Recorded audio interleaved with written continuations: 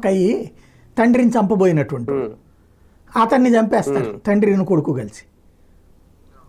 ఆ జయసుధ చచ్చిపోవడం అట్లాంటిది ఏదో ఉంటుంది ఆ సినిమా. అంటే బేసిక్గా ఇక్కడ అలాంటి క్యారెక్టర్ అంటే ఆ తరహాలో చూపించుతున్నారు ఇప్పుడు మనోజ్ని. అంతే కదా, ఇప్పుడు మనోజ్ని స్వయంగా మోహన్ బాబే ఇచ్చినటువంటి స్టేట్మెంట్ ఏంటి నిన్న మెసేజ్, నువ్వు దారి తప్పావు, మందుకు అలవాటు పడ్డావు. నిన్న అతను మందుకు అలవాటు పడి ఉంటే అంత మర్యాదగా మాట్లాడతాడా మనోజ్? నిన్న చూస్తున్నాం ఆ వీడియోస్. ఎక్కడైనా మనోజ్ దారి తప్పినట్టు కానీ లేదా రఫ్ అండ్ టఫ్గా ప్రవర్తించాడు అతను?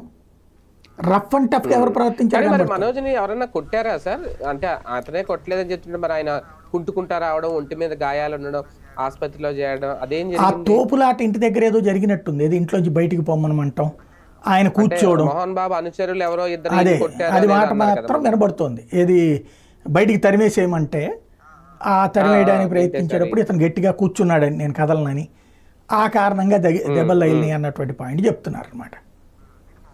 ఇటు మోహన్ బాబు ఆసుపత్రిలో చేరారు, అటు ఆయన మనోజ్ మోహన్ బాబు ఆసుపత్రి రాత్రి కదా, తెల్లవారుజామున అనుకుంటా, ఏది పోలీస్ కేసు నమోదవుతున్నప్పుడు TV9 వాళ్ళని కొట్టినటువంటి TV9 వాళ్ళ దగ్గరకు వచ్చినప్పుడు 2 చేతులు ఎత్తి నమస్కారం పెట్టుకుంటూ వచ్చారు కదా మీడియా దగ్గరికి. వచ్చి నమస్కారం పెట్టుకుంటూ కరెక్ట్గా TV9 రిపోర్టర్ రంజిత్